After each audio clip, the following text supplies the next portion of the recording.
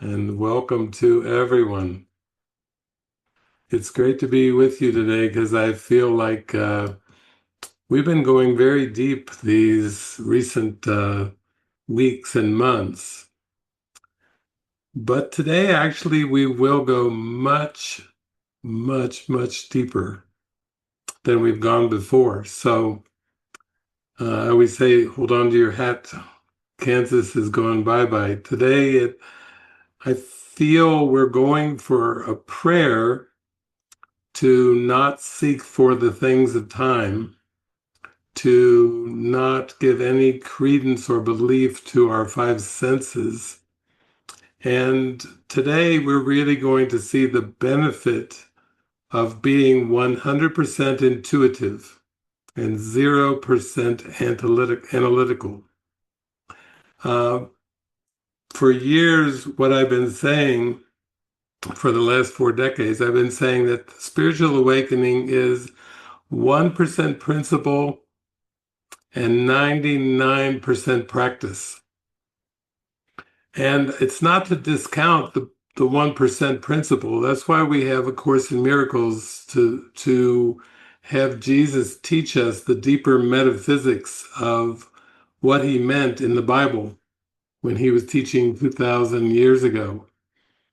The Bible is spectacular in teachings, and yet the principle of reversing the thought system of the world so that we no longer blame the world or see causation in the world and we see all causation in the mind. That has taken about 20 centuries to come out from Jesus in such a clear way. But I want to emphasize that if you have a clear grasp of the metaphysics of A Course in Miracles, or I'll call it the theory or theology, then you're 1% home. That's a lot of you really studied with great teachers of metaphysics like Ken Wapnick, but it only gets you 1%. And actually, A Course in Miracles is about the practical application of the ideas.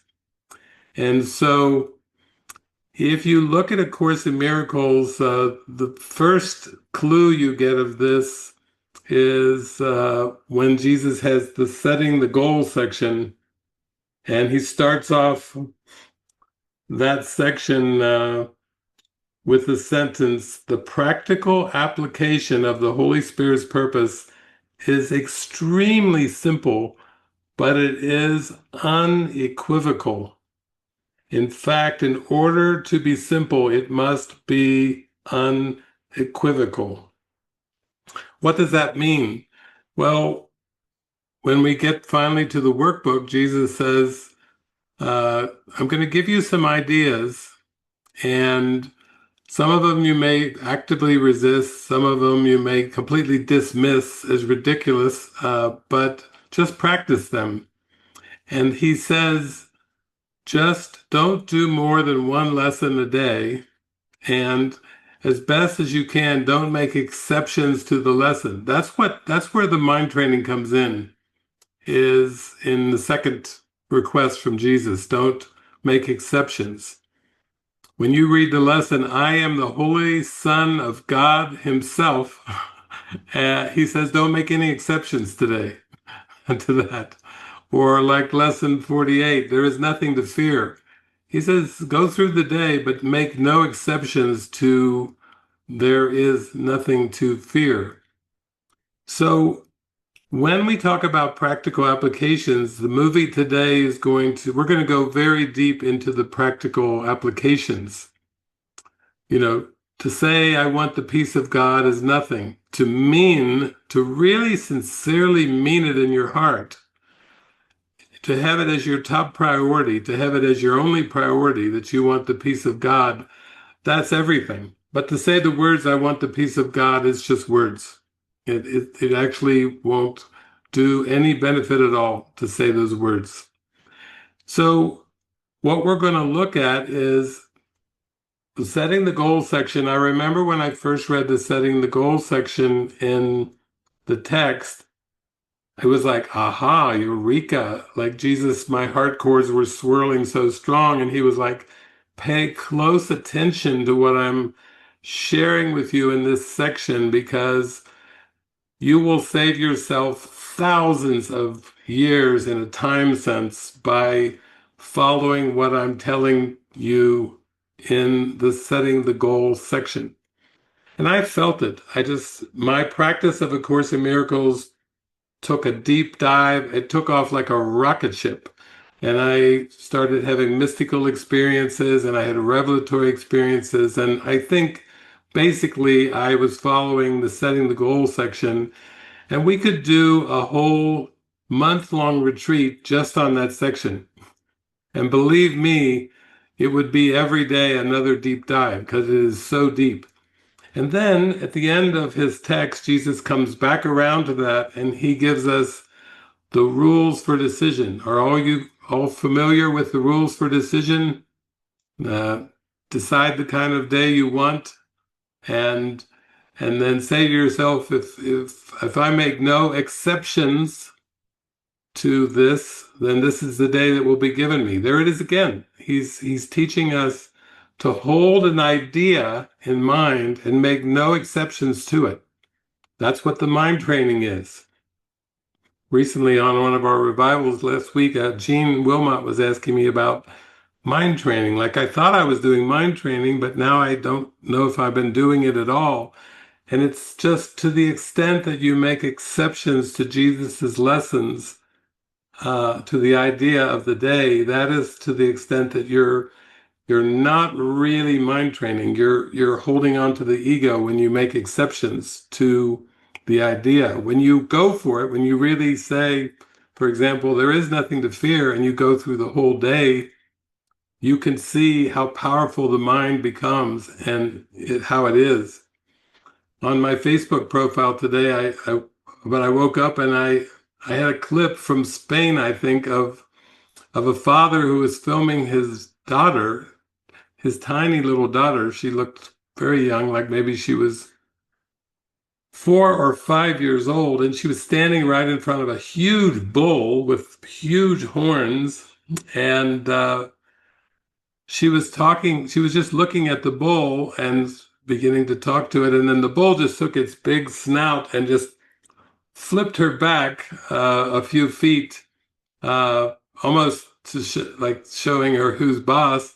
And she didn't fall over. She just came right back, and she basically, told the bull in Spanish, you're not running from me, and I'm not afraid of you. And she basically looked right into the eyes of the bull and said, you know, you, you're going to have to do what I say. And basically, then she reached in and she hugged the bull. She put her arms all around the whole face of this giant bull, and the bull was just standing there like, whoa. And I put in my defenselessness, my safety lies. When you're listening to the Holy Spirit, all the strength and power of the universe is with you. Basically, that you can be completely defenseless regardless of appearances. It was only like a 12-second clip, but it was one of the best teachings I've seen of true strength in God and certainty in God. And so as we watch this movie today, we're going to start with the prayer. I gave a beautiful prayer last night from lesson 346. Today, the peace of God envelops me, and I forget all things except his love. And part of that forgetting, it would be like as if Jesus appeared to you in your living room and said, I want you to just do one thing for me, just one thing. I want you to just forget the future. Just for a moment, follow me and stick with me and realize that you don't have to act and interpret based on the belief in a future, because In heaven, everything is eternal. And in this world of perception, I would say the reason that reincarnation is not so is because everything is simultaneous. All those seeming lifetimes are actually holographic. They're all happening simultaneous. And if you begin to just open your mind to the idea that God's plan is this moment, is simultaneous, it's not linear at all. That the linear script is a distortion of God's plan. But I was mentioning yesterday with Helena and Marina that when you receive the guidance is for the whole universe. So when Marina was feeling this strong feeling of these revivals, this is for the whole universe. This isn't just some event that happens to be on a Saturday, or if you're in Australia, a Sunday. But this is for the whole universe because there's only one mind. There's really only one of us.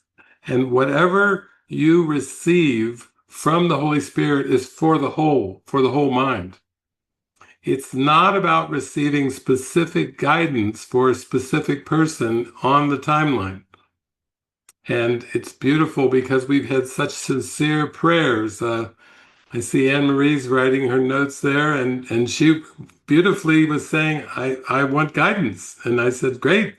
And we had a beautiful joining, a very deep joining. And it's the same with Giovanni saying, I want to follow Jesus 24/7. What a prayer, just to put that out. But that's a prayer for the whole universe. Because these prayers are not for people, these prayers are for the entire universe. Our mind is the Christ mind, but it's asleep and dreaming of a world. But it's so powerful that whatever we want for the whole world is what comes into our awareness. It's our perception of the whole world. If we still hold on to attack thoughts and grievances, then we will perceive that as if it's an external conflict in the world between people, between countries, so on and so forth. But even when Mother Mary appeared in Fatima to 3 children, there was a world war going on at the time when Mother Mary appeared in Fatima, and Mother Mary said, pray for peace.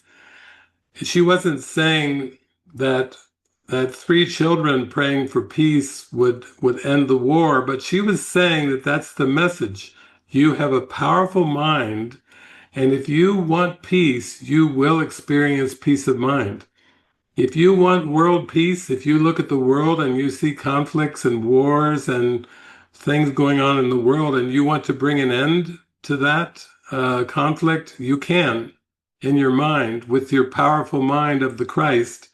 But you have to pray for peace in such a way that it becomes the only thing you pray for. You're not going to be praying for specifics. You're going to be praying for the good of the whole. And I was using that as an example with Marina felt so strongly the revivals.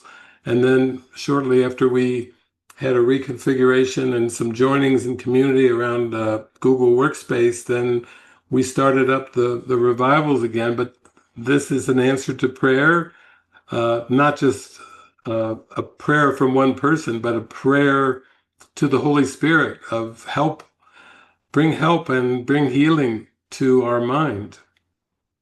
And when Helena was feeling, I'm feeling a Strawberry Field Fiesta, that was for the whole universe. When she felt there'd be a Renovatio retreat this summer, it's like still, it's just tapping into the past because everything in the 5 senses is past. And as Jesus tells us in lesson 158, the world is over. We are but mentally reviewing what has already gone by. What I'm saying is cause and effect are together. So if you think of something, even if you think of something that you feel has not yet happened, it has already happened. If you feel you want a sense of freedom and joy and happiness, I see Sabine over there in Germany, right? We're joined for freedom, joy, and happiness. I guarantee you, I promise you, the entire world will reconfigure, like in the movie last night, everywhere, everywhere, everything all at once. That was a reconfiguring for what seemed to be the character of Evelyn. But Sabine is like Evelyn. If you want happiness and joy and peace, there's nothing that can stop it. The ego can't stop a prayer of the Holy Son of God. I'll tell you that much. The ego has no hope of limiting the happiness and joy and peace for the Holy Son of God. And that's exactly who you are, Sabine. I know your power and your glory. I know the ego doesn't have a chance, actually. It's already over. And what it means is that's why we tune so much into guidance, because the guidance isn't for specifics. The guidance is for a unified perception. The guidance is for unified awareness. The guidance is to see the whole world in a new way with the Holy Spirit. And so when we look at those rules for decision, we see Jesus is saying, I'm going to take it real slow and practical for you here, and I want you to practice this every single day. And that's just in the text. When we get to the workbook, he's saying, I want you to hold these workbook lessons out in front of you like a torch, like you're going into a dark cave and you have a torch. Now, don't put the torch beside you or behind you because you're going to fall and trip and stumble, but hold that torch right out in front, just like a big flashlight. And make sure you can see what's right in front of you so you can step clearly. But spiritual awakening is about taking a purpose and holding on to that purpose no matter what the body's eyes are showing you, and following intuitively with what your inner voice is guiding you to do, prompting you, nudging you. That's what spiritual awakening is about. It's not, if you want to wake up, don't read a book about the history of mysticism. Don't read a book thinking that you'll find a book that will give you the proper theology or the proper theory.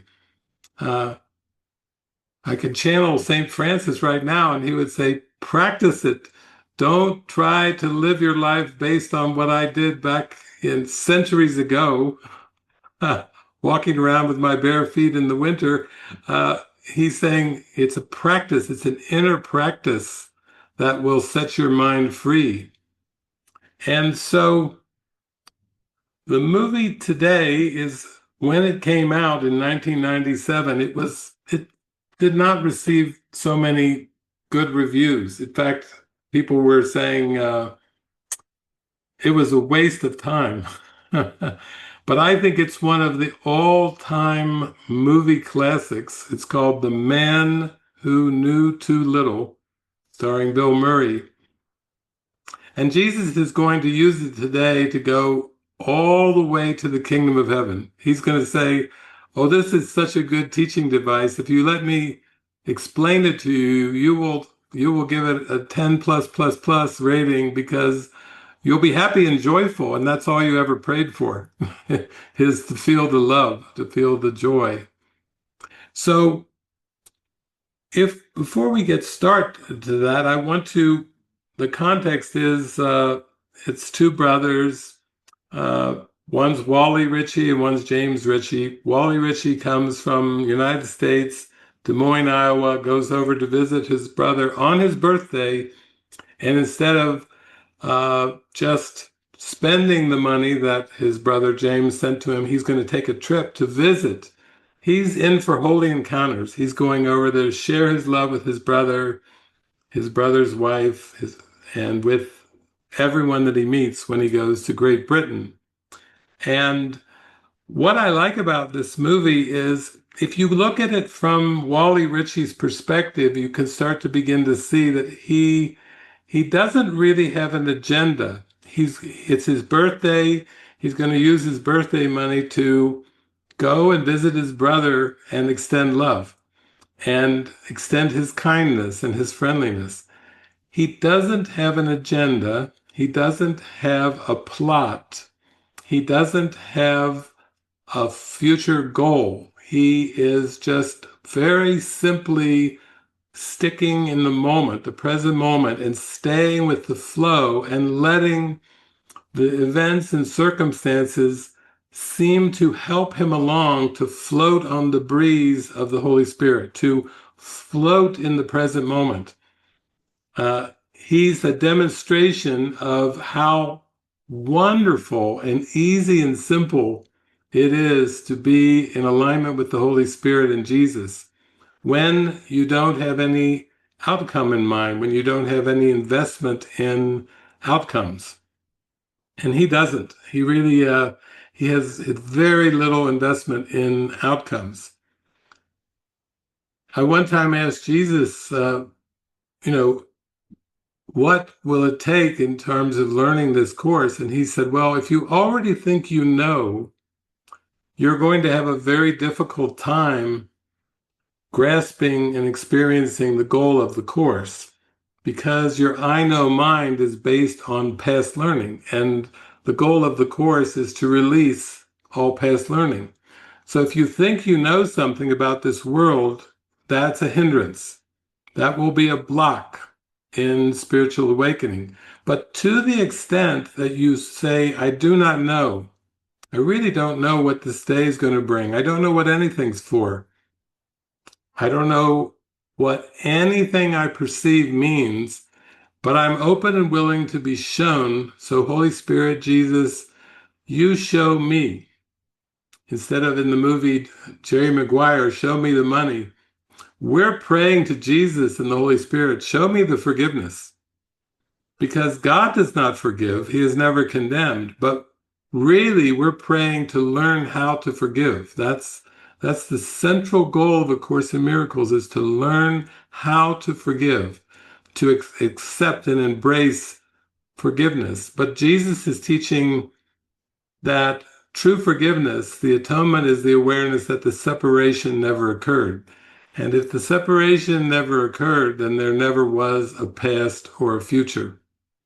And that must mean that every time our mind is thinking about and holding in believability the past thoughts and the past memories or the future anticipation, the future goals, that our mind, Jesus says, is literally blank. He says in the workbook. We're not really thinking at all. We're just gyrating ego thoughts and sleeping and totally in amnesia of the kingdom of heaven within. So I thought, this just came to me just a few moments ago. I thought I would just talk a little bit about setting the goal here. Because if you can begin to grasp what Jesus is talking about in the setting the goal section of A Course in Miracles, then you will be able to see enormous insights in today's movie.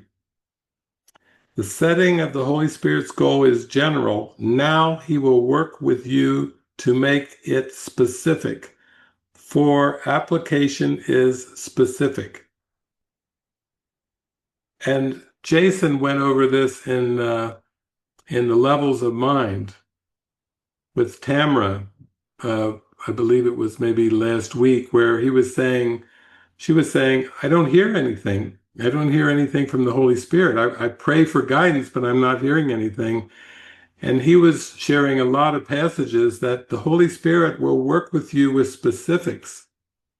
And if you're not hearing specific guidance from the Holy Spirit, like Marina was hearing about these online revivals, like Helena was hearing about Strawberry Field Fiesta and the Renovatio retreat. If you're not hearing specifics, it's because the mind is afraid of the Holy Spirit. It's afraid to hear the specifics. Why would it be afraid of the Holy Spirit? It wants control. It wants to tell itself what it will do during the day. I'm going to do this, go here, eat this, dress this way, do what I want to do wherever I want to do it. The ego is very autonomous and independent. It's got its own identity, its own will, apart from God's. But I will guarantee you, if you humbly come to the Holy Spirit with, I don't know what's best, I don't know my own best interest, I don't even know what to do today. And you really sincerely come with, this is your day. I'm giving it to you. I'm just going to give it to you right now. I'll give you the whole day. I'm going to forget today even exists, and I'm just going to be quiet and still. And if you want me to do something, then do it through me. Take a hold of the puppet. You have it. Have your way with the puppet today. If you want me to say something, speak through me. If you want me to call somebody, call through me. Because I want to have this mini me of a personality self undone. I don't want to identify with a person, a body personality when I'm the Christ and I've forgotten my true identity. I want to remember the light, the love. He says there are certain very specific guidelines the Holy Spirit provides for any situation, but remember that you do not yet realize their universal application. Therefore, it is essential at this point to use them in each situation separately until you can more safely look beyond each situation in an understanding far broader than you now possess. So from that first paragraph, let's just say Jesus is saying, everybody knows that the goal is forgiveness. Everyone knows that we need to open up to unconditional, universal love. But he's saying we have to practice with the specifics. That means anything that, including your body, all the specifics that seem to surround the body, people, things, objects, we're going to use all of those things to practice putting the guidance into practice and motion with everything that you perceive. And then he's saying also that this is part of coming to the holy instant. So the guidance is never for the personality self, it's always for releasing the personality self. The guidance is never for the betterment of the body, it's for seeing the nothingness of the body and the world, forgiving it. And that's very different because most spiritual paths are very much saying, if you learn to be intuitive, the body will be the recipient of the betterment of your prayers. And Jesus is saying, no, I prayed so much to the Holy Spirit that I became so identified with the Spirit and oneness and love, and so disidentified from the body, that when it came down to the final scenes of my earth life, it's like the Holy Spirit's like, well, we're going to use the puppet. We're going to use it for what seems to be a crucifixion scene. Is that all right? And Jesus is like, yeah, go ahead. It doesn't matter to me. Thy will be done. That's the way you want to wrap up this earth life. Thy will be done. All I know is I'm one with God, and that's all that matters. I don't care what you do with the puppet. And so I find that as I go, this is like my fourth decade of practicing the Course, I find I become very disinterested in the body. I was going through this phase where I started to feel a numbness in my feet, and this has gone on for some weeks and months. And then this morning when I got up, I was like, I still feel, Jesus, I still feel a little numbness in my feet. And he's got, that's good. When you feel numbness in your whole body, like when you don't feel the body at all, then we can talk.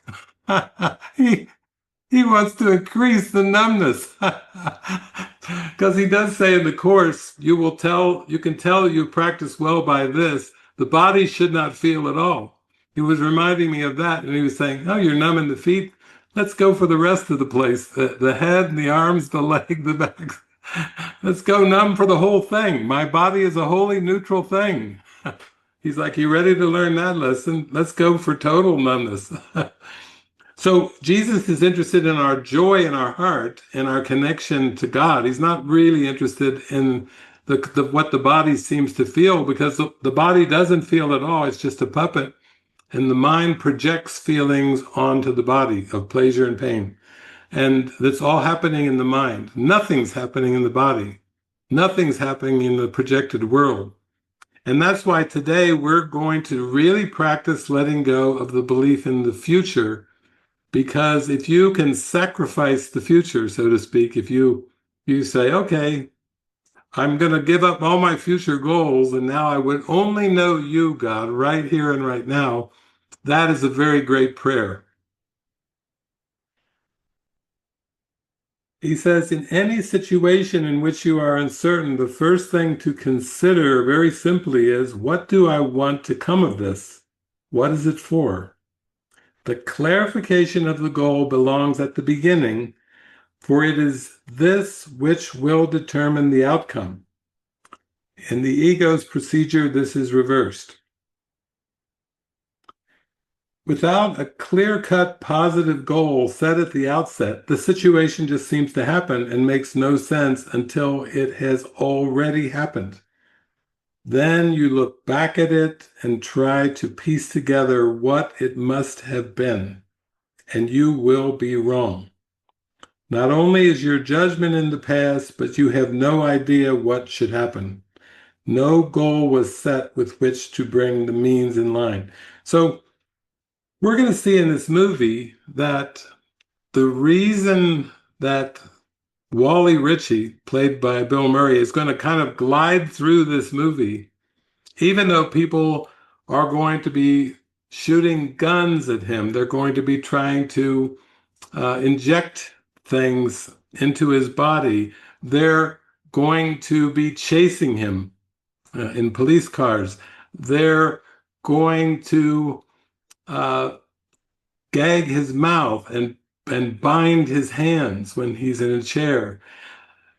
Even though all these things are going to happen to our lead character today, I think you're going to actually be laughing through this, because he is so disidentified with the character that he is pretty much laughing at the world. And he's like seeing that he's seeing the world from a state of mind like it's improv, like it's a theatrical improv thing, and he's excited about the improv. He doesn't know his lines. He's okay with that. He doesn't know the plot. He's okay with that. He doesn't really know which characters are going to come into his life or into his experience, and he's okay with that. I mean, he just does not have expectations about what's going on.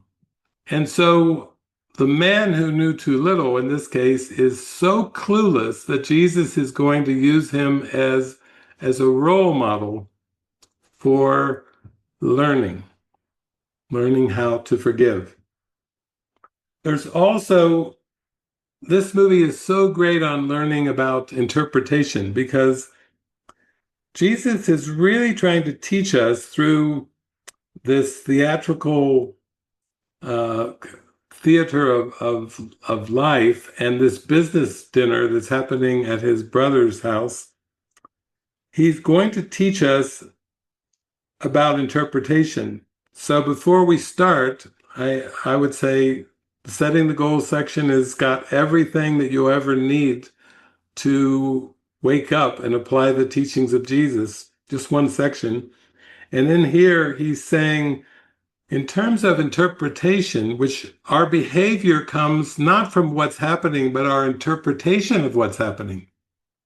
So Jesus did not interpret his body on a cross as something difficult or wrong. He just saw basically nothing's happening.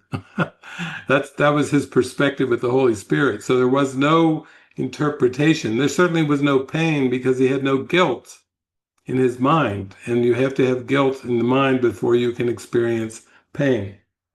You respond to what you perceive, and as you perceive, so shall you behave. So even though we take Jesus as our role model for learning, and he seemed to be quite defenseless 2,000 years ago, he's saying, actually, the behavior is going to come from your interpretations.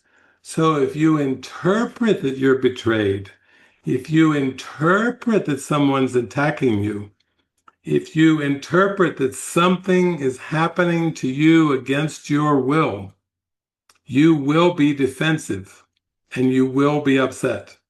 But if you're with the Holy Spirit, you will not interpret that you're betrayed, abandoned, rejected. You will not interpret any of those egoic things. You'll just see the reality of love. The question, he says, this is from chapter 4, the question is not how you respond to the ego, but what you believe you are. Belief is an ego function, and as long as your origin is open to belief, you are regarding it from an ego viewpoint. So this is why we interpret some situations as dangerous or fearful, because our identification with the ego is what's making it seem that way. But he's teaching us, you don't exist in a body, you're everywhere. Like in the movie synopsis last night, everything, everywhere, all at once. You perceive a threat when you interpret that there's something dangerous in the screen of images.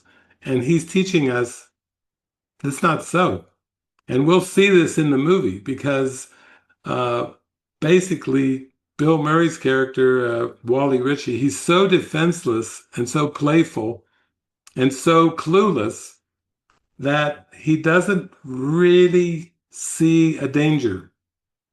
Occasionally there'll be a tiny little ego flick that will come in and he'll say, what? Hey, that hurts. Like this is theater. You're not supposed to actually do anything. This is just acting. And occasionally he has a little flick of that. And here's what Jesus says, I have enjoined you to behave as I behaved, but we must respond to the same mind, capital N, to do this. This mind is the Holy Spirit, whose will is for God always.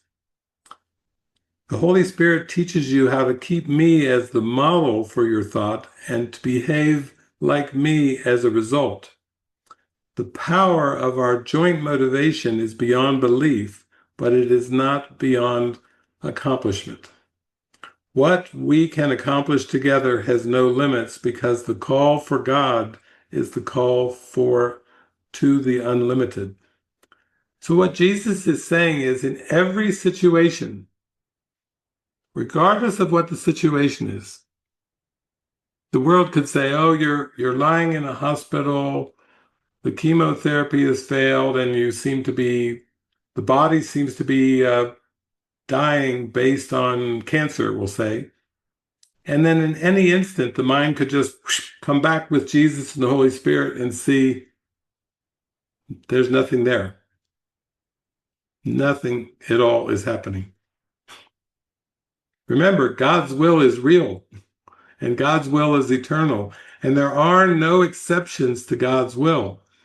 So when we watch this movie today, we're being asked by Jesus to make no exceptions to the will of God. A lot of times people talk as if God's will is in the future, but remember, there is no future. God's will is now.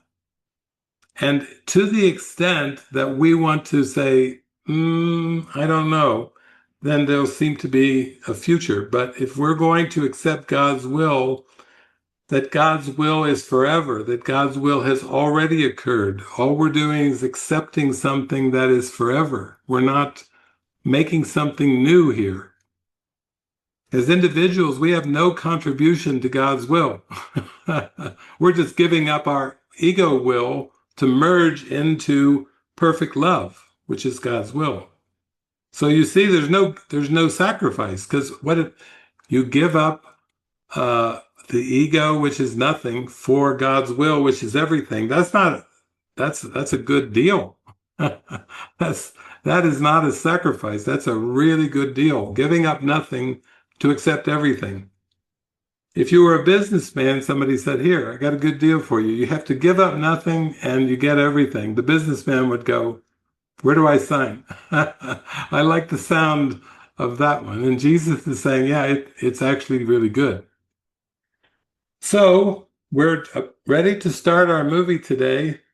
This is going to be a very fun movie, and this is going to be an example of how we don't take anything seriously of this world when we trust, when we have present faith and trust leading the way. We can literally watch the world with calm eyes and have a gentle laughter of the Holy Spirit moving through our heart through every scene that we appear to see. So I'll pop in from time to time because I've seen this movie maybe many times, but I just watched it again and I saw more and more this time, a lot more. Jesus was like, pay attention to these words. And I started just writing them down on my phone. I was like, oh my God, I never heard that one. Oh my gosh. So that's the way it is with spiritual awakening. When your mind is ready to receive it, you see that it's always been there. You just weren't ready to take in the fullness of it, but it was always there. It was never missing. Okay, enjoy the movie. I'll be popping in from time to time. So this is just absolutely spectacular for our purposes because as a human beings behave according to their interpretation of the situation. So whatever you interpret based on your past learning will determine your behavioral reactions, your emotional reactions. You know, if if you interpret that you're in a theater and one of the actors comes up and pulls out a gun and sticks it in your rib, then you might be curious, like, well, okay, this is how the scene is going to go with a kind of calm quiet. If you're walking down an alley and somebody comes up and sticks a gun in your rib, you might interpret, uh-oh, this must not might be my day. I've got a gun in my ribs and I thought I was just taking a walk.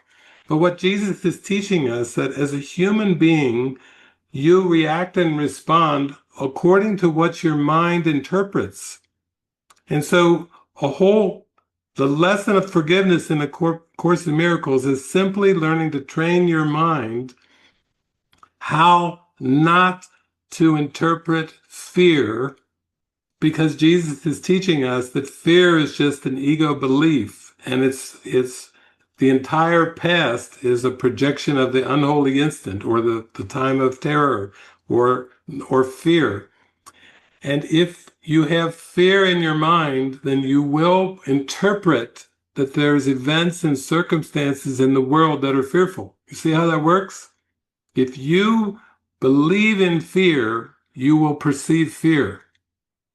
If you forgive, you will not perceive a fearful world or fearful situations.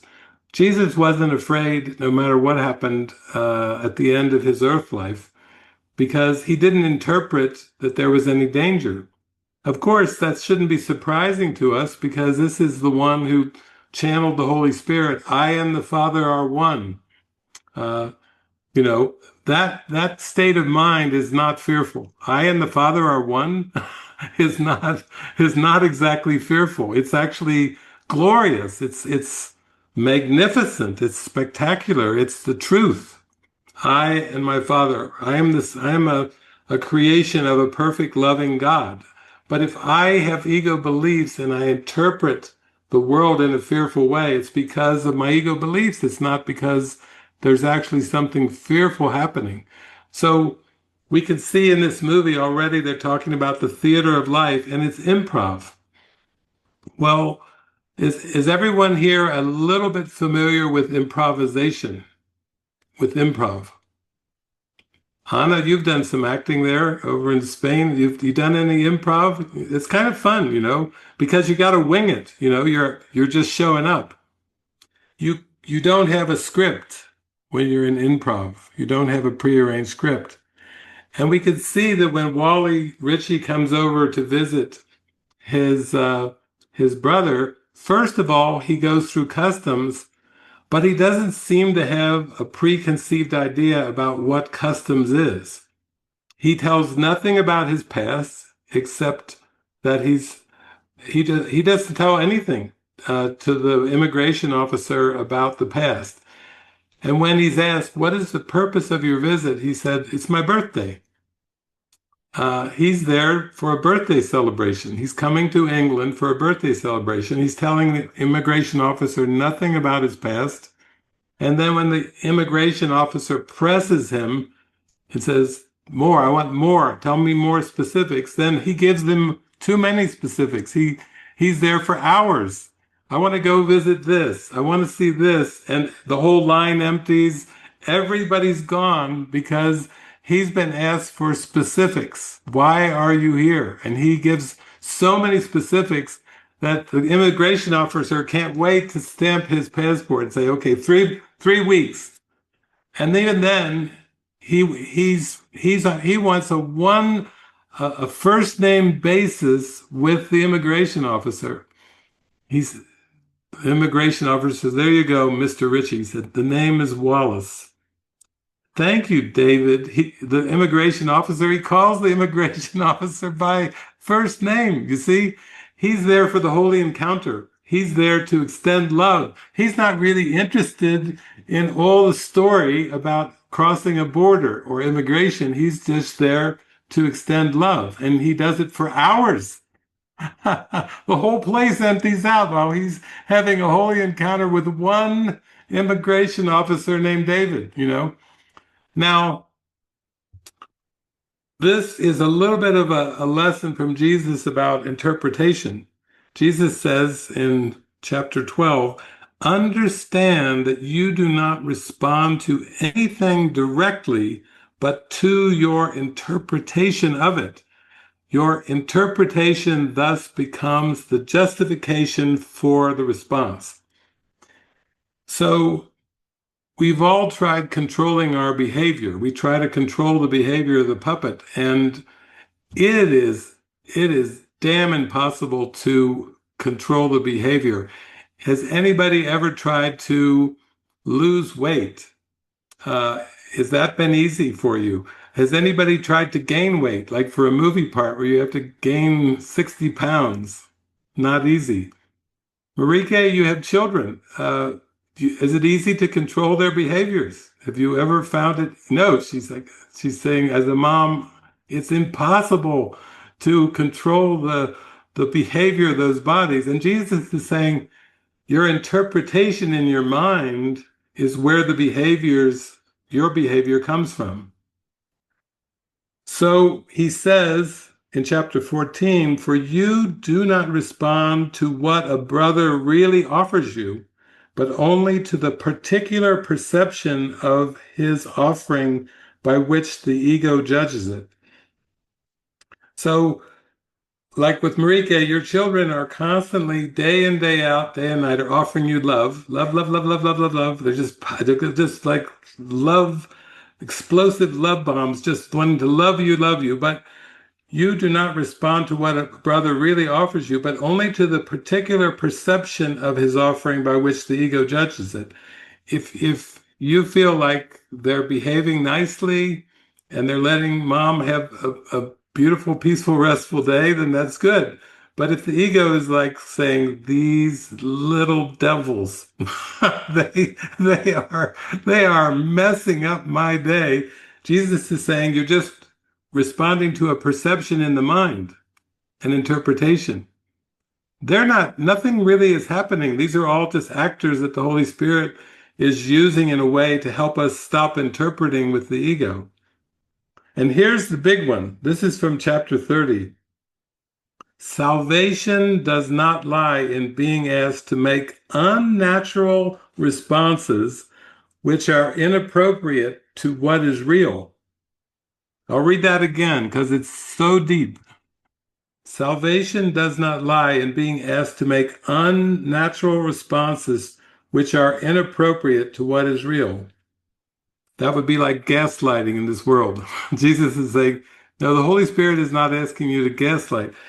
Instead, it merely asks that you respond appropriately to what is not real by not perceiving what has not occurred. That's so deep. I'm going to read that one again. That's even deeper than the first sentence. Instead, salvation, merely asks that you respond appropriately to what is not real by not perceiving what has not occurred. Oh my God. Jesus is saying, when I say it's less than number one, nothing I see means anything. He said, I mean it. I mean it. These are images. These are just ego images that are shadow figures that are peopling the world. But when you react and respond to them, you're responding as if they're real. But wait a minute, did God create these bodies? No, God creates in spirit. God's eternal love. God creates Christ in spirit. And so what he's teaching us is he's teaching us when you perceive bad things are happening to you, don't just pretend to smile and say, oh, it's okay. You can go and rob my house and go ahead, steal my children. And yeah, you can go ruin the house and mess it up and everything. But I love you still. Jesus is like, don't be inappropriate. Just start to realize that when you react to something, you're reacting based on your interpretation. And your interpretation is based on loss and lack and fear and guilt and betrayal when you believe in the ego. So feel whatever you're feeling, but he says, bring it to me. Whenever you feel offended, whenever you feel abused, whenever you feel mistreated, bring it to me and I'll show you another way of looking at it.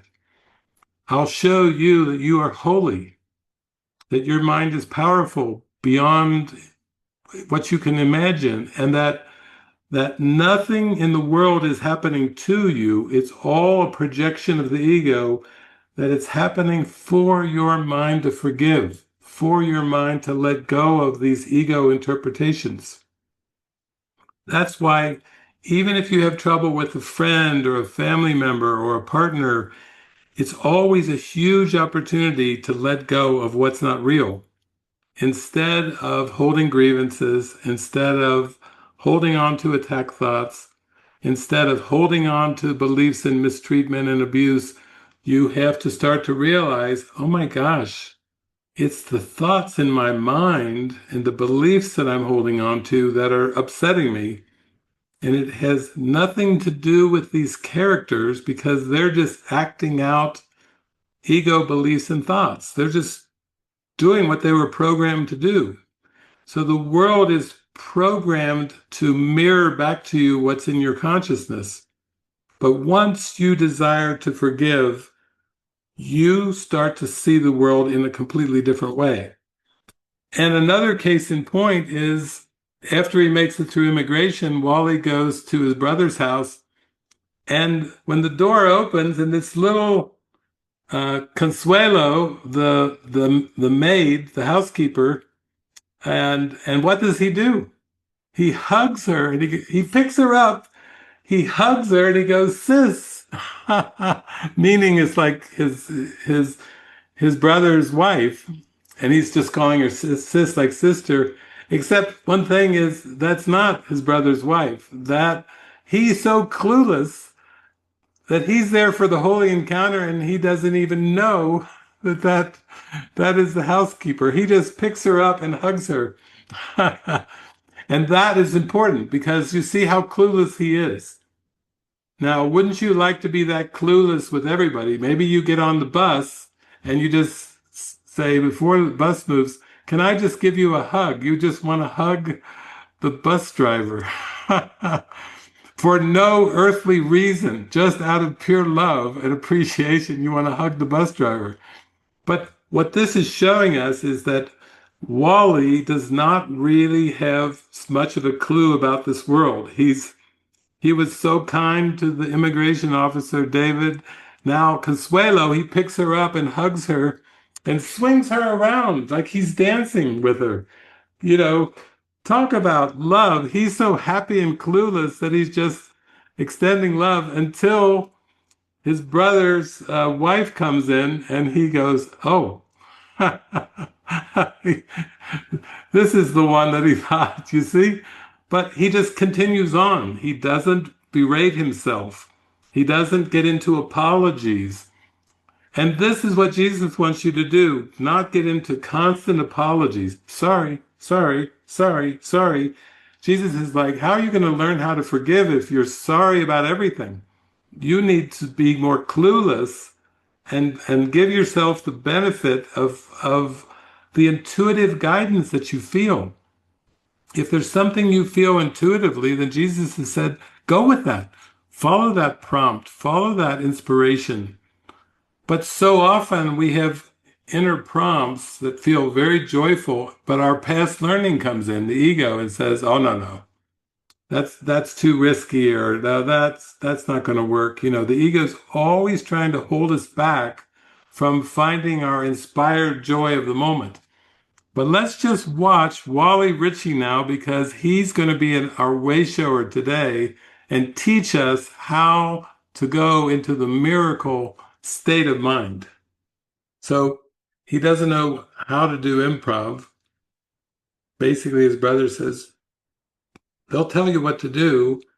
Uh, they'll just answer the phone. He says, hello. They'll give you an address. He got the address. And then he still doesn't know how this is going to go.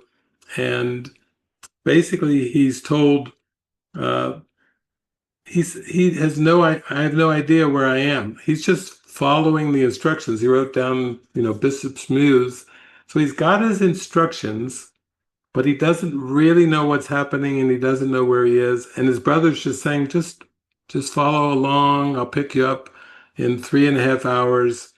And finally, we just heard him say, Wally said, there'll be bodies all over the place. It's like Jesus saying, here you go. You're going to Earth to forgive the world and remember who you are. And you're just like a floating soul. I'm going to Earth. It's a strange place. He's like, yeah, but don't worry. Don't worry about this Earth. All you're to do is to forgive and then remember who you are as the Christ. That's the whole purpose of the mission. And then you go, you're frightened. And Jesus says, there'll be bodies all over the place. that's our instructions, Forgive the world, remember you're the Christ, and there'll be bodies all over the place. Now, the problem is when we believe in the ego, we get very identified with those bodies all over the place. We call them by names. We give them roles. We give them responsibilities, false responsibilities. We project all of our guilt onto those bodies, even though Jesus has just given us a little warm up as we come. Listen, you're just here to forgive, wake up to heaven. That's the whole point. And there'll be bodies all over the place. That's all I'm going to tell you. And then we get in there, we get slapped on the bottom. We're a little baby. We grow up, mama, daddy, and then we grow up into be teenagers. I want to do it my way. Don't tell me what to do, mom and dad. And then we get to be teenagers and we go, oh, but I have to study for uh, university entrance exams, like Manuel's son David. I gotta get into college and everything. And then they get into college and you go, damn, this is complex. Why do I have to learn all these crazy things? I don't even want to be here. I'm just trying to please mom and dad and get the degree so I can earn some money so I can get away from mom and dad's house. And then you get into your 20s and you get out of university and then you're in the dating scene and you think this is bizarre. And then you get a girlfriend or a boyfriend, then your heart gets broken, then you get thrown out And then you feel rejected, betrayed, abandoned, and you carry that on for a few more decades until your body starts to get old, and then it starts to feel painful. And then you think, oh my God, I've only got a few years left. I'm going to be dead. And then Jesus is whispering, I told you there'd be bodies all over the place. I didn't tell you to identify with them. One key thing, you're the Christ. You're none of those bodies. You never were and never will be. But if you get identified, like Evelyn in the last night in Everywhere, Everything, Everywhere, All at Once, she gets caught up into believing in the characters and the roles and the bodies, and she has guilt until she realizes that all of those characters are in her mind, including her Evelyn character, and then she starts to relax, like, oh, none of this is really who I am. And Jesus is like, right, I told you, you're just here to forgive the world and wake up to heaven. That's all you're doing. There's nothing, it's really not complicated. But the thing is, the ego tries to get us so attached to the bodies and to the roles and to all the parts that we play and to time, because this whole weekend's about giving up the future. I mean, I know a lot of you probably watched Friday night, we're watching Saturday, and you're like, well, David's he's off his rocker, he's off his noodle. If he thinks I'm just going to stop this very day and give up the future, I see Toddie's laughing like, that's what she's thinking. She's like, yeah, he's off his rocker. The guy's gone completely berserk. But if he thinks I'm going to give up the hospital, my patients, my family, my career, and everything else in the future in one day, he's got to be out of his mind. And I'm like saying, no, I'm actually in my mind, and I'm right here with Jesus. And I'm saying, actually, if you give up the future, you give up the past, because the future is just a projection of the past. And then you're happy right now. You've got everything that you could ever want and need, and you have a function, a purpose to share joy, like Wally Ritchie, Go hug the maid and spin her around. Go talk to the immigration officer like he's your best friend. Go be friendly, kind, happy, joyful. That's what God's will is. Why not accept God's will right now? Why wait for the future to do it? We can just cut the future out. So let's watch, because now we're going to see our lead role here, our demonstration. Wally Ritchie is going to show us that he needs to practice remembering that it's all just a theater and it's just a spontaneous improv theater. And if he remembers that one thing, he's going to be very happy and joyful. So you can see that unless you believe in stealing and you believe in loss and believe that something valuable is in the world that could be taken away from you, you see how he gets so playful in the whole scene. He's having a playful holy encounter. One minute he's pretending like he's crying and he has kids. The next minute he's Clint Eastwood. You punks. He's he's just play acting. And then when they do say, just give us the wallet, he's a nutter, and you take it, and then he gives it over very happily because the wallet is seen as like a prop, a theater prop. And at the end, when they run off, he goes, "I want it back after, I want it back after the improv. I want my wallet back."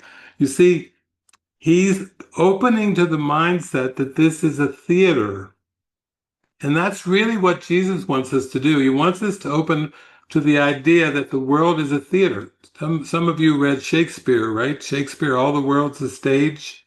Everyone must play their part. If you read the setting the goal section, you will see that we have to believe that everyone is playing their part perfectly. He says the goal of truth requires faith. And the goal establishes the fact that everyone involved in it will play his part in its accomplishment. So what he's teaching us is when you see the world with the Holy Spirit, you see that all the characters are playing their parts perfectly. And you can only see that when you don't judge them. When you judge them as real people with real minds and real motives, then you're going to feel defensive. You will feel like you can be attacked by something not yourself. What Jesus is saying is the judgments and the categorizing mechanism in the mind is the ego. And if you follow what the ego tells you, you're going to forget that it's just an act. You're going to interpret that things are being done right and wrong, and you're going to be happy about the so-called right things, and you're going to be very upset about the wrong things, but you're not going to realize that it's attack thoughts in your mind that are producing your interpretation of the events. So in this scene right here, he was interpreting, at first he was a little frightened because he thought he was being robbed. And he said, I don't have any of your money. And he has American money. But then he went, ah, ha, ha. Then he remembered the improv, the theater idea. And you saw how playful he got as soon as he remembered that it was theater, as soon as he didn't interpret that something was going wrong in the situation. And Jesus says in the setting the goal section, this seems to ask for faith beyond you and beyond what you can give. Yet this is only so from the viewpoint of the ego, or the ego believes in solving conflict through fragmentation and does not perceive the situation as a whole.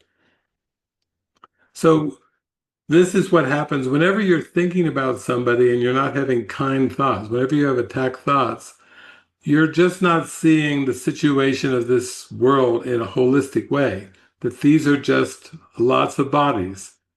And as soon as you break it apart into the persons, the ones you like, the ones you don't like, the ones who behaved good, the ones that misbehaved, the ones that are the good ones and the ones that are the bad ones, as soon as you start to break the bodies into different categories, your mind will be full with guilt.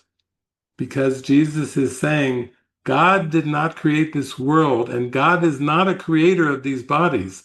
This is a trick, like he says in lesson 158, in which figures come and go as if by magic. This is a trick of the ego, and you don't want to interpret this by yourself apart from the Holy Spirit. You need the help of the Holy Spirit if you want peace of mind. Okay, here we go. One scene to the next. He doesn't know the plot. The problem is we think we know the plot. We think we know the plot. We're not playing along, you know. We're not clueless and just playing along and kind of going from scene to scene. She told me about the letters. What letters? The letters. The letters. She told me. That's how I know. He doesn't know the plot. And as soon as you believe you know the plot of your human experience, the ego's got you. The ego's got you because the ego's going to use your seemingly knowing the plot to bring guilt. Who plays their roles good? Who doesn't fulfill their roles? Who let you down? Who had your back? Who was for you? Who was against you? Jesus is like, oh, no, you don't want to know the plot because the plot is full of judgment. The plot is the story of your projected judgments and beliefs in your mind. And when you don't know the plot and you just have a big yes in your heart, then you're just saying to Jesus, okay, I'm willing to follow you, move in your direction, but You're going to have to make it obvious. You're going to have to make the way clear to me because I don't have a future plan anymore and I don't have a plot. I see Natty's smiling because that's what's happening to her. Natty's getting all these miracles happening and and she's just like, oh, Jesus, my God. And the same with Giovanni, Giovanni's like, he's like, what is going on here? This is what is happening with these miracles? But when we don't know the plot, then we're in a really good position for miracles because then Jesus can say, oh, I can show you the world, shining, shimmering, splendid. That's how Jesus takes our mind when we don't know the plot. He's like, oh, this is going to be better than you can even imagine. Because the plot is always based on our past learning. We wouldn't even have a plot without the past learning. Our future plot is a projection of our past learning. And Jesus says, why not let the miracle of now intervene into your tight story of past and future, where you think you're just a human creature on earth and really you're the Christ who's just forgotten their true identity. And now you're caught up into an ego game of guilt with lots of bodies all around. So let's just watch. You can see the Wally Ritchie, he doesn't know the plot. And he's just trying to follow some of the clues and signs and symbols around him.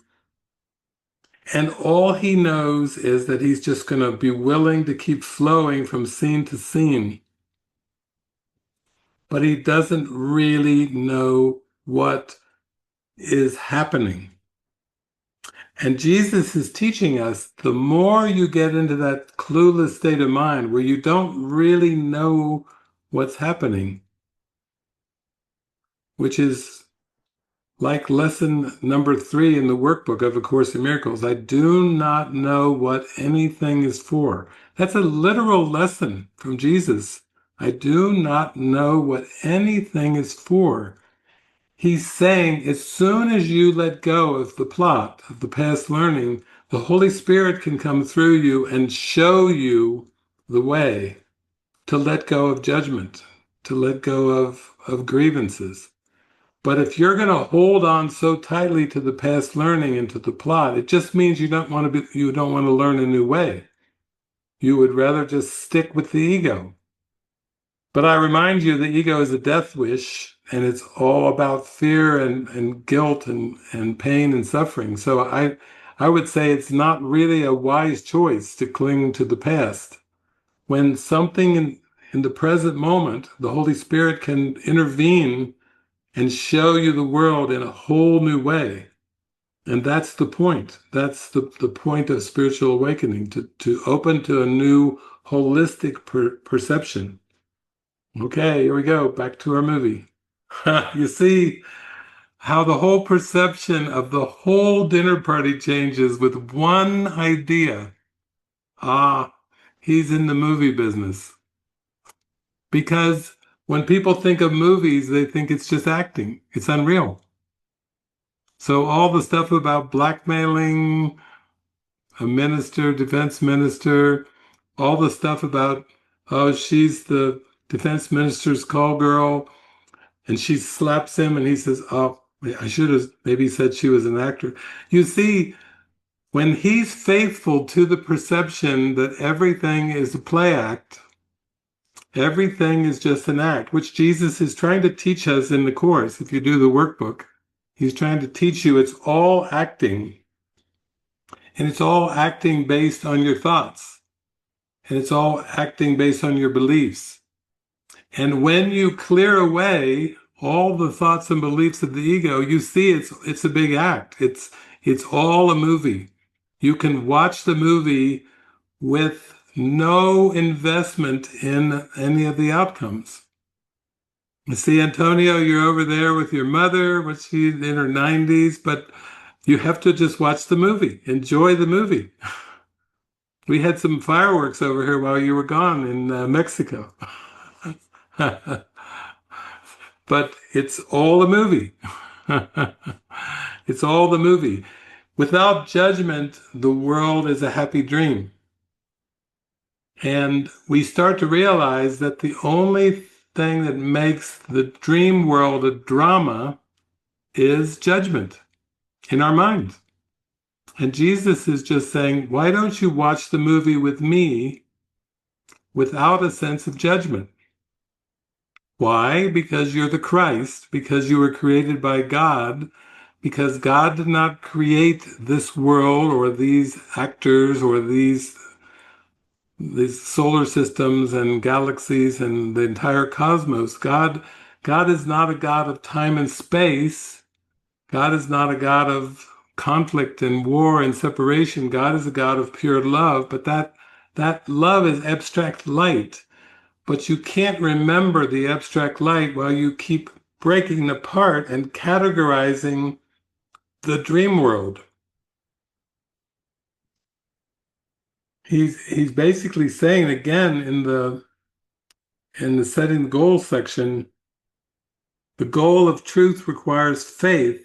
Faith is implicit in the acceptance of the Holy Spirit's purpose, and this faith is all inclusive. For the goal of truth is set, there faith must be. The Holy Spirit sees the situation as a whole. In other words, the Holy Spirit sees the whole world as a whole of images. It's like a tapestry. It's like a labyrinth that is seen from above. It's like a maze that is seen from above, where the Holy Spirit sees the entirety of it. And he does not break it off into pieces and parts, because that's where the grievances come in. If somebody comes to a house and seems to rob you, and then they take some money or take some jewelry or something away, then you think, thief.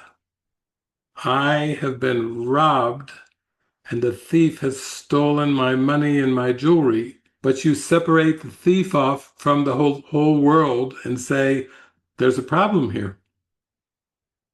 He's not following the 10 Commandments. Thou shalt not steal. I had that happen at different times in my life where something seemed to be stolen, and I would ask Jesus, I said, how am I supposed to look at this? I feel bad because I think I was robbed. And he said, aren't you working miracles for me? And I said, yeah, I am. And Jesus said, and didn't I tell you I would arrange time and space? Yeah, I'm just arranging time and space. You mean I wasn't robbed? He said, you can't be robbed unless you believe in ownership and possession. These are ego beliefs. They're nothing like the kingdom of heaven. You can't be robbed unless you believe you possess and own things. So he's just saying, I'm trying to let you see that you have everything you need, and you always will, for this forgiveness. You are not at the mercy of an external world. You are not at the mercy of ego, laws, and rules because they're make-believe. God doesn't believe in possession and ownership. Why should you? You're the Christ. For Christ's sake, be who you are and stop believing in these crazy beliefs, because then you're going to be upset. To believe you're robbed is believe somebody took something from you that was yours, that you owned. And Jesus is like, no, I'm just moving things around in time and space, just having some fun, like kids playing in the sandbox. I'm moving some sand, just accept it, Don't interpret it in a way that seems like you're a victim. That's not the way that the Christ sees. The Christ is pure love and fulfillment. So we can see and hear that Wally Ritchie, he's, even when he goes to his brother's business meeting, he's still in the improv mode, and it seems a little tense until James Ritchie's wife says he's in the movie business, and everyone goes, just everyone relaxes. And we all relax when we remember it's a movie because we don't take it serious if it's a movie. Oh, it's just a movie. It's not really happening. It's just a movie. It's just an act. And Jesus is like, well, yeah, that's what's going on with the world. It's an act. So don't take it so seriously. Okay, let's go back. So, what Jesus is teaching us here is that even if you believe that death is of the body, which is a mistake, or if you believe that sickness is of the body, which is a mistake in perception, it's level confusion. It's seeing the error in the form, not in the mind, not in the filter of the ego. And he's showing us here that when you're in this state of mind with the flow of the moment and you're perceiving that the world is just an act, then even a man who seems to have been shot and is laying there dead with a stack of letters behind him that he says he thanks him for. Oh, you people deserve much more credit. He's like thinking this is really good acting, and the letters, thank you. He's thanking him.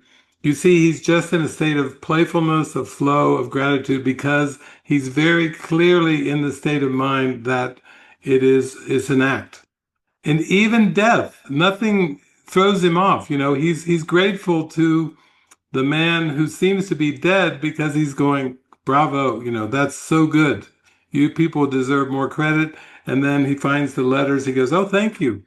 So if you doubt this, you should go into the workbook of A Course in Miracles and you should read lessons 163 and 167. If you doubt what I'm talking about, read what Jesus says in A Course in Miracles in workbook lessons 163 and 167. Jesus he does two different sermons on death in the workbook. And he says, death is any feeling that you're having that's not supremely happy. That's what qualifies for death for Jesus. Any feeling you're having that's not supremely happy is death. So he's teaching us that death is psychological. It's not physical. There is no such thing as physical death because there's no such thing as physical. But it's a projection. And when you grieve, when a loved one dies, or when you grieve when somebody dies of old age, or seems to die through being killed in a murder or something like this, you're just not in touch with the ego, because the ego is the death wish. And if you believe in the ego, you believe in death. And then the world just acts it out. But actually, Jesus is saying, look at all the millions of people, trillions actually, that have died in human history. And he's saying the death isn't what you think it is. It's the ego belief. The belief you're separate from God is the death. And he says, even a little sigh of weariness is death. He defines death entirely through psychological means and psychological emotions. And so if you're not supremely happy, then you believe in death. Even a sigh of weariness is death. Those two workbook lessons, 163 and 167, are so helpful because it just reorients your mind back into, oh yeah, that's right. I'm the sleeping son of God. I have a very powerful mind, and the ego is very clever and tricky to project out a world that seems to act out the beliefs and the emotions, but the acting out is not where the solution is. And we have a whole medical model that's here trying to save bodies. That's what the medical model is. We have nurses and doctors in hospitals. We have soldiers that are supposedly trying to fight for the good, although Jesus is like, fighting is never for the good. You have to realize the conflict in your mind. You have to look at the full extent of your own self-hatred of believing in the ego before you can let it go. But don't be blaming the terrorists, and don't be blaming the military generals, and don't be blaming the people of the world for your own self-hatred of holding on to this ego belief. Forgive, forgive, and you shall be forgiven. You know, Jesus is always saying, go for the peace, go for the joy and happiness, but do it through inner purification. The kingdom of heaven is within. You have to go through an inner purification to be free of the ego. So we're going to come upon a scene now where he's got the letters and he's back in his little tiny mini car and he's going to be driving along, and then Scotland Yard, the police, or as he calls them, the bubbies. Let's bring in the bubbies. The bubbies are going to start to chase him, and he's going to be thinking like, oh, how do you guys make any money on this? Like, you know, you've got police officers that are acting now, and he's like thinking, wow, what a stage. Like in the movie The Game, everyone's acting their part. And he's thinking, how do you make any money off this? How do you make a dime off of this? Because there's so many actors. And he's going to be this is probably the most playful, joyful, happy chase scene between the cops and pursuing a suspect that you'll ever see in human history. I don't think the rest of your life you'll never watch a movie that will be a scene this great, because this is showing he really is taking the improv frame of mind very sincerely. He really believes it's all an act.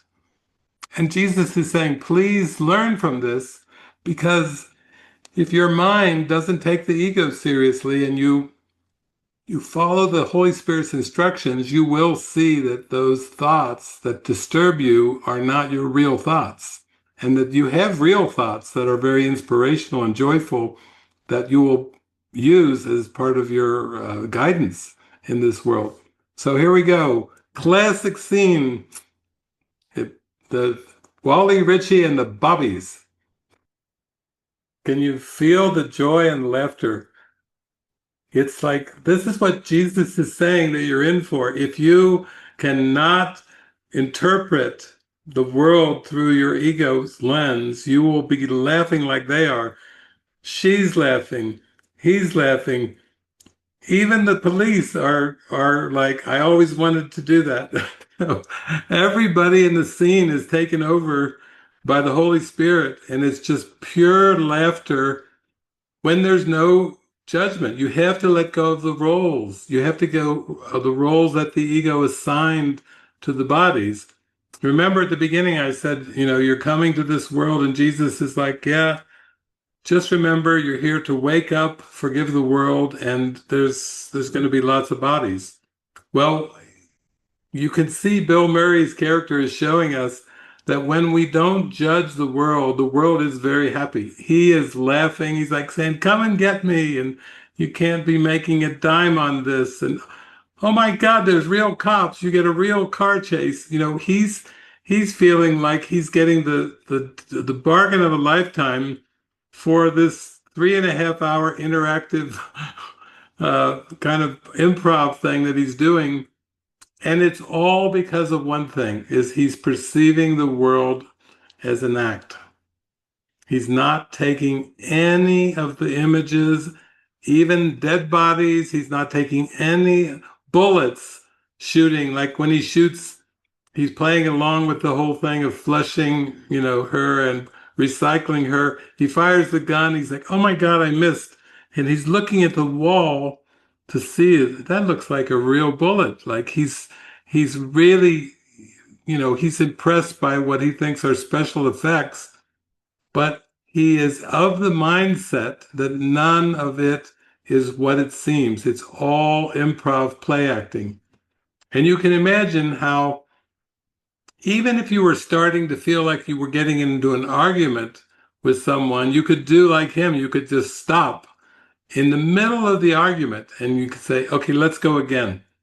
Imagine fighting with a partner or a spouse, and then in the middle of it, you just go, let's do it again. like it's just an act. Like, no, we can do a better act.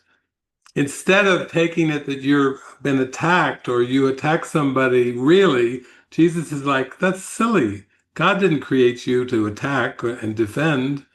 You can just start to take it much lighter when you're less identified with the characters, all of the characters, all of the images, just become less and less identified. And we wonder, why do the yogi masters, why do the great masters who have meditated for 16, 20 hours a day, why are they transcendent? Why are they invulnerable? Why are they not subject to the laws of this world, to food or to temperature? Um, why are they not subject to the laws of, well, like Jesus walking on water? That seems like Jesus wasn't subject to the laws of gravity. But why are the transcendent ones? It's because the mind does have transcendence over the body. That's what that movie Lucy uh, was about. When Lucy was showing, when she goes into higher and higher states of consciousness, that she's not at the mercy of the world in any way. The Koreans that were chasing her, the police officers, the everything that seemed to come at her there in Paris and so forth. She was just aware that she was mind and she was transcendent. And then in the end, when they broke in to try to kill her, her body had already vanished. She had no more need of a body anymore. So they just fired guns, but there was no body there.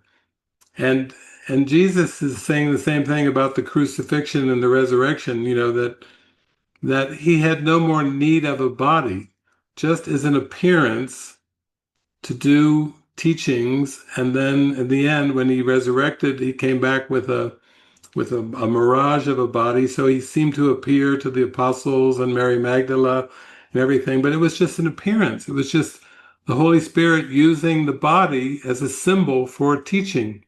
And that's all, not as a reality. Even that was an act.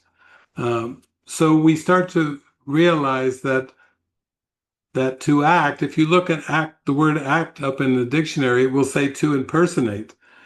And so every human who believes that they're actually a human identity is just trying to impersonate something which cannot be impersonated, which is spirit, which is I am presence, which is the divine, which is God's love and God's light. It's not capable of being impersonated without belief. And then when you forgive, you can be more like the Truman Show. In case I don't see you, good afternoon, good evening, and good night. You can take your bow. When you've fulfilled your purpose, you can take a bow to the stage of the world and say, this was never my home. My home was heaven. My home is with God. I'm just going to forgive the world, take my final bow. Thank you. In case you don't see me, good afternoon, good evening, good night. And then you realize that you are always at home in God. The dream of this world could never keep you from God. God's will is all powerful. Nothing can oppose God's will, which is pure love. So everything of this world is just a shadow. The things that we think we like are light shadows. And the things that we call very dark and evil and nightmares, those are dark shadows. And Jesus is trying to teach us, listen, you're not the light shadows or the dark shadows. you're spirit. You've always been spirit. You can't die because I created you perfect. And so he's teaching us, don't get too caught up in the light shadows, because all shadows are shadows. And the light is beyond the veil of this world, beyond the veil of time and space. So let's watch this scene, because now not only is he having the time of his life, he is so happy being in this scene, but when they finally do the cars stop, that's when That's when we see the Holy Spirit bring everything and everyone together through communication. There it is. If you're wondering how this works with the Holy Spirit, he says, I can't act. Then they kiss, but I can do action. And this is Jesus' interpretation. You can't act based on past beliefs and thoughts. You really are a poor actor when you're acting on past beliefs and past thoughts. It's just the ego trying to act out the separation. But the kiss is like a kiss from heaven, but I can do action. I can be activated in my heart by the Holy Spirit.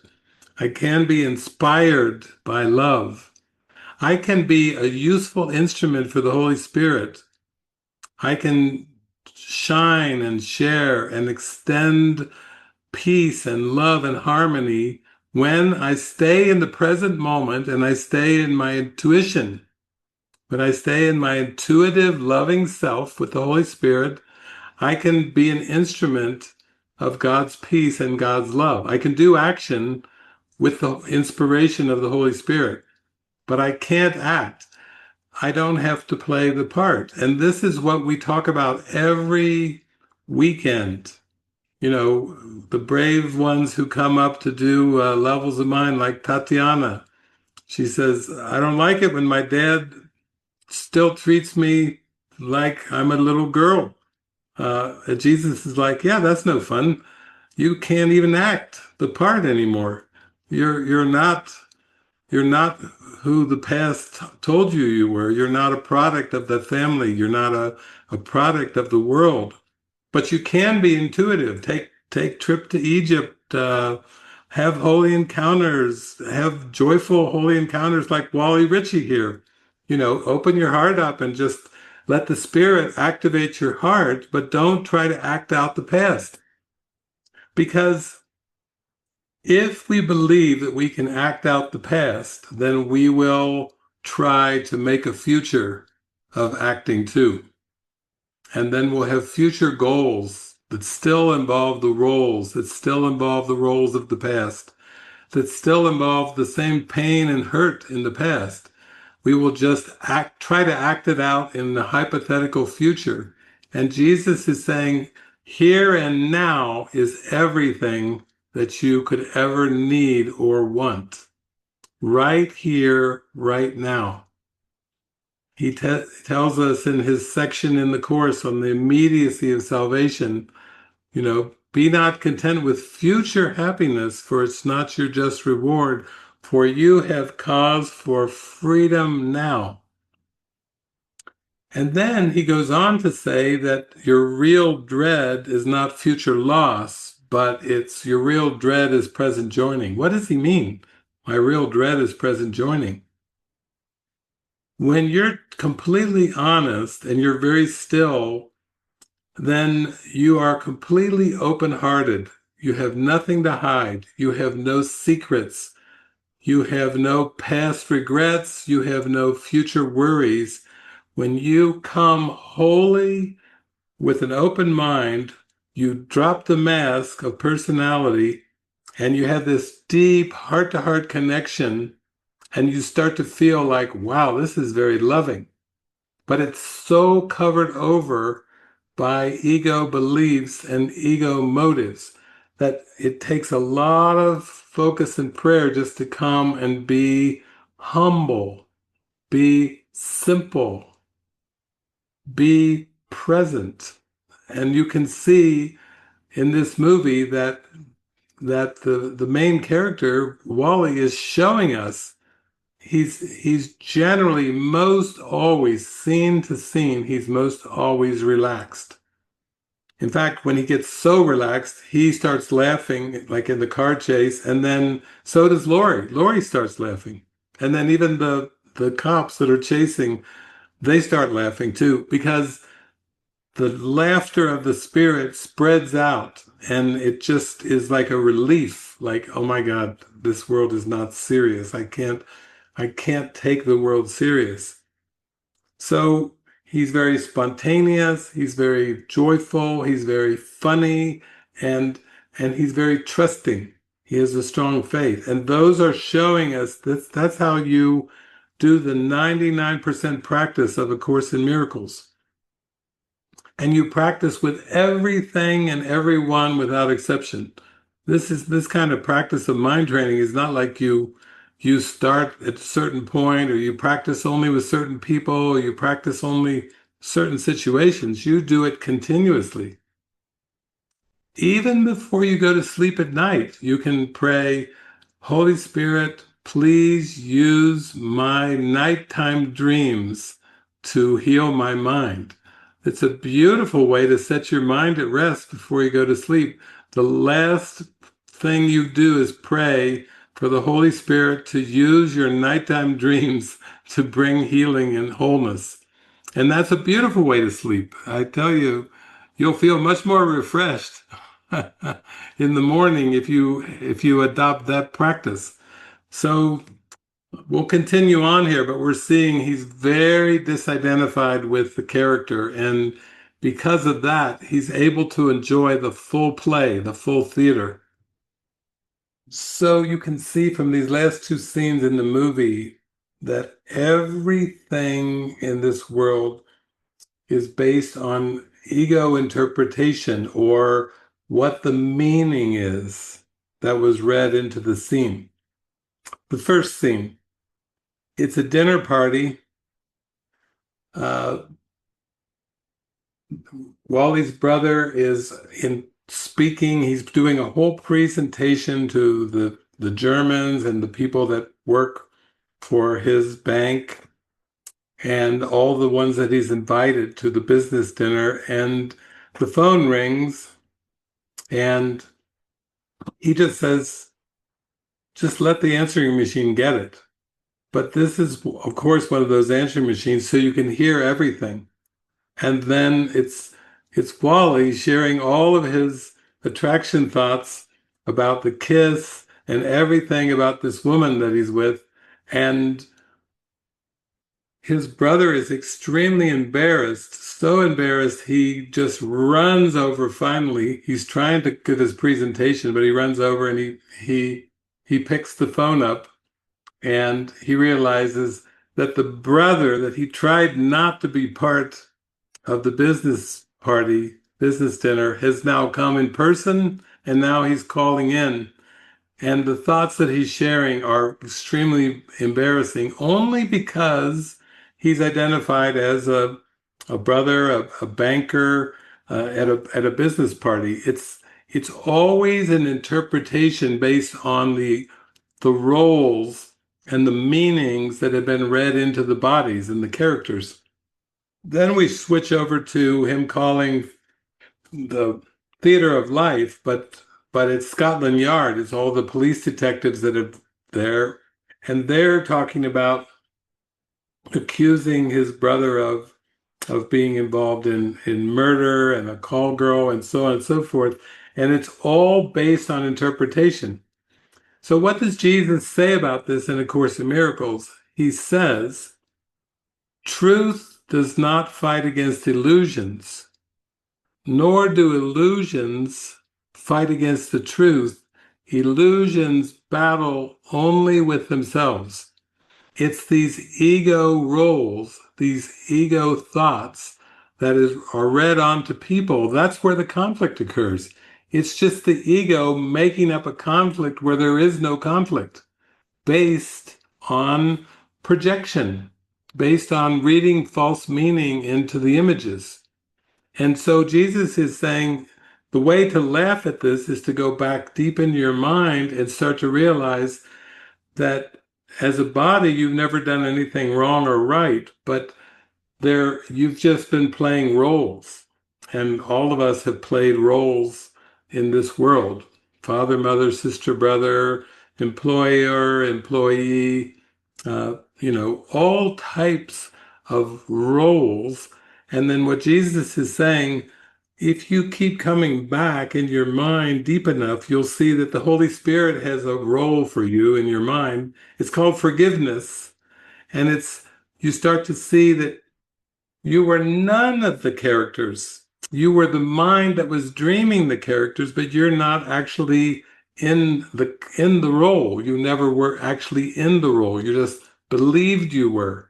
And all the darkness, all the conflict and drama came from believing in the roles. So we can see Wally is very lighthearted, but now his brother is concerned, and he believes that his brother is in this theater of life, and that something has gone wrong. So now he's going to have to go and help his brother, but it's all based on interpretation. So what's what's so beautiful about this is that it doesn't really matter what the scenario is. He is not made the interpretation that he's in danger. He he sees a scene, one scene at a time, but he thinks this is just a scene, an act, and that everyone is just acting. And then when they both are, these two guys are knocked out on the floor, he's like, oh, come on, that's, you can do better than that, as if he's escaping from something that's just not a real threat. And then he even makes a joke and says, am I good or what? And Laurie says, you're really good. But he said something like, am I going to have to escape? He's just not taking any scenario as serious. And you also notice about him is he doesn't know what's coming in the next scene. He doesn't know anything about a peace accord being signed or a friendship between Great Britain and Russia. He doesn't he doesn't have any clue about what's coming. He just is using the symbols that are with him, which is him and Laurie, and the letters. And now he seems to be freeing himself, and also he's going to cut Laurie loose, but he just doesn't know what anything is for in terms of form. And similarly, Jesus wants us to look upon the world in the same way, where we have a goal of forgiveness or truth in our heart, but we don't really understand what's happening. And I can tell you, in my practice of the Course in Miracles over these last 4 decades, it's been a lot of prayer, but I really couldn't tell you that I could see what was coming. I couldn't really predict what would happen with the scenes. I couldn't really predict how things would unfold. And I began to start to see I didn't really have any goals for how things should unfold in form, but I was just trusting that it was all part of a loosening in my mind, of letting go, of trying to control the world. And as you go deeper into this gets back to our theme of letting go of the future. If you believe in the future, what it really means is you believe that you know the past and that you can use the past and past learning to, in some way, control the world to make things better. And all of us have followed the path of self-improvement. We want a better life in the world, so to speak, a better set of circumstances. We're always yearning for better conditions, better circumstances. And Jesus is trying to teach us that it's all a state of mind. And if you really want peace of mind, you have to forgive. You have to release the beliefs that you have about this world. And the core belief about this linear world of time and space is in the past and future, that the past is different from the future.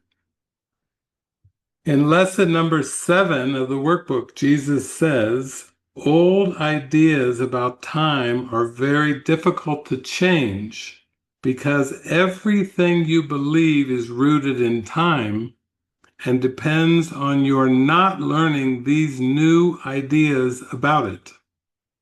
Yet that is precisely why you need new ideas about time. And the time idea he's talking about is lesson number 7. I see only the past. So he's like saying, let's take this idea, and I'm going to have to give you new time ideas because you're addicted to this thing called the past. You're completely addicted to it. You've read all kinds of meaning into it, and now you have to withdraw the meaning. Then he starts off with using an example. He says, look at a cup, for example. This is in workbook lesson number 7. Do you see a cup, or are you merely reviewing your past experiences of picking up a cup, being thirsty, drinking from a cup, feeling the rim of the cup against your lips, having breakfast, and so on? Are not your aesthetic reactions to the cup too based on past experiences? How else would you know whether or not this kind of cup will break if you drop it?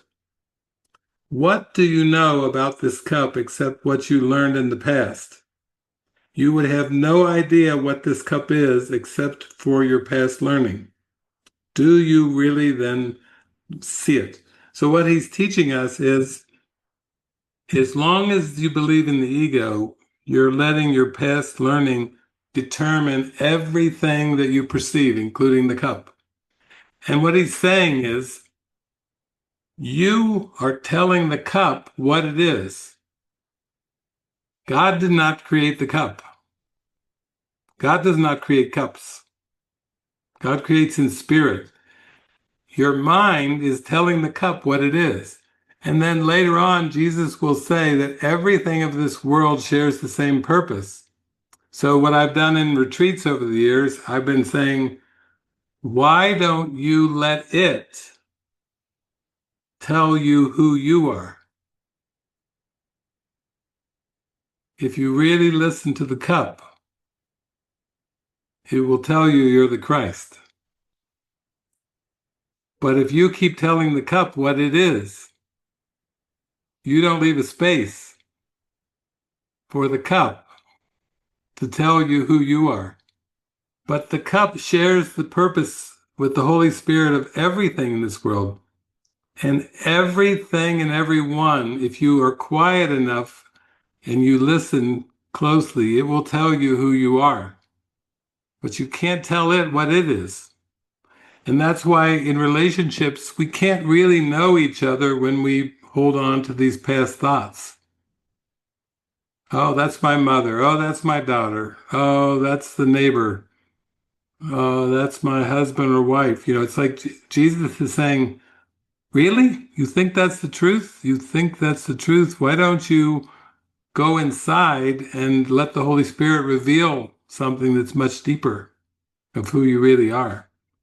Okay, back to our movie. So Wally explains to his brother James, uh, he's trying to explain the whole improv thing to his brother. And he says, it's experimental. And what Jesus is telling us is, he's telling it as it's experiential. You will learn through your experiences. And if your experiences aren't happy, then he's telling us you're trying to learn an ego lesson, which is based in past learning and future worry and anxiety. And if you're going to learn from the Holy Spirit, you have to learn from experiences of joy, experiences of peace, experiences of happiness. But the way that you learn from the Holy Spirit is through guidance.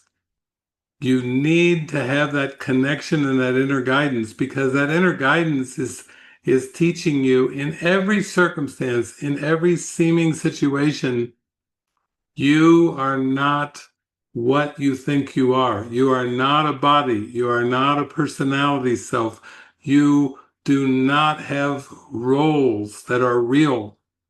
But as long as you keep holding on to past thoughts and past learning, the sequence we call time and space, from past to present to future, from one scene to the next scene to the next scene, from one situation to the next situation to the next situation, as long as you believe in the past, you will perceive that temporal progression of images as life.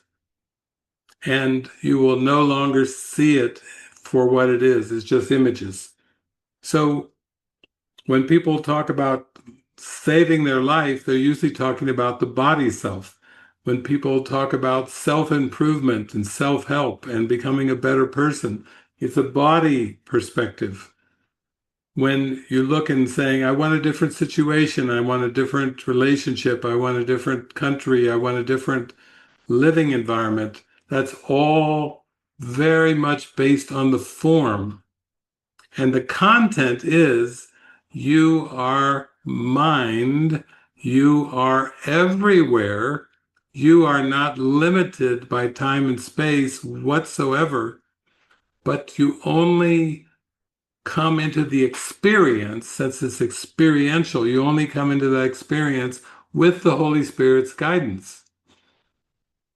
And for me, in the seeming parable of David, I went from, born in United States, Cincinnati, Ohio, as a baby, and then up through the years with my parents, my sister. Then you go into school, junior high, high school, university, so on and so forth. But when the course came in, the more I practiced the course, the more I saw that I wasn't who I thought I was, and that everything that I believed I was based on past learning. It's just all the past. It's a learned world. Time and space are learned. They aren't given. They aren't created. They're just learned. And everything that's been learned can be unlearned. And that's really what the Course is. Jesus is asking us to unlearn the false so we can accept the true. Peel the onion of consciousness with him, all the layers and layers and layers of seeming false ideas. Now, if anybody knows about hypnosis, you know that the law of suggestion is very powerful in hypnosis. A hypnotic thought can take you into a hypnotic trance. And Jesus is saying is the ego is just an idea. But when you believe in the ego, you fall asleep, you forget God, and then you're in a trance of time and space. It's like you're in a hypnotic, you believe you're inside of a hypnotic trance of time and space. But just like the movie, in the Movie Watcher's Guide to Enlightenment, Inception, in that movie, Leonardo DiCaprio, his character says, an idea is very powerful. And one idea can make entire worlds, can be the architect of entire buildings, cities, countries, worlds. So the ego is just an idea. But if you give your powerful mind over to this tiny mad idea, you have to deal with time and space. But if you realize too that the Holy Spirit is an idea in your mind, you need to concentrate and focus on embracing that idea completely, because that will change the whole perspective. One idea shifts the whole perspective, because that one idea doesn't interpret in terms of persons, it interprets in terms of the whole mind, the whole vast mind. Okay, here we go. We're coming toward the conclusion here slowly. Now, I want you all to practice everything I've talked about today with this elevator scene. He's taken this woman who he believes is the torturer, and he's taken her as if she's a hostage, and he's walked into an elevator with two Japanese tourists, okay? And initially, they will react as if it's some kind of an abduction. But then he's going to share his perspective with the Japanese tourist. This is what Jesus means by true ideas are strengthened as they're given away. He's in the perspective that it's all theater, it's interactive theater. He's got a gun to this woman's neck, and he's basically going to notice that the Japanese tourists are frightened. And then he's going to share his perspective, which is so spectacular that this is just an act.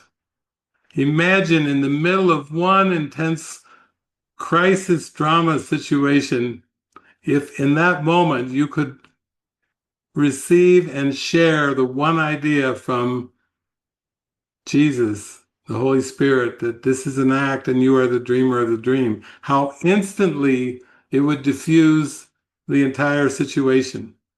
Just one instant of a miracle of saying you're the dreamer and sharing it diffuses every situation, because you're not going to react as if something's happening out of place or something's wrong. You're going to be back into seeing it's just an act. So let's watch this scene. This is one of the most spectacular scenes in the movie, where you start to see that Wally will share his perspective with the Japanese tourist, and it's sharing the miracle. Now he's giving his miracle away. The key is to really listen, to feel it, and then respond as if it were really happening. He's teaching a course in miracles coming out of the elevator. I'll read that again. This is what he says. The key is really to listen. That's Jesus saying we have to listen internally to feel it, feel the direction of the Holy Spirit, the guidance, and then respond as if it were really happening. But he's teaching us, the Holy Spirit, if we keep following that inner guidance, we will actually be responding as if it's not happening at all. Because we will be shown that it's all our mind. And it's only a misperception of the ego filter that brings in the drama. There's no drama ever until we identify with the bodies, with the roles, with the characters.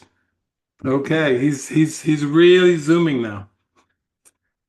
What we learned from this movie is if you just have the slightest willingness to start perceiving the world from kind of a spontaneous improv way, without set plans for the future, without set goals for the future, without an agenda for the future, you open yourself up to the Holy Spirit to have some miraculous fun in your mind, some healing experiences.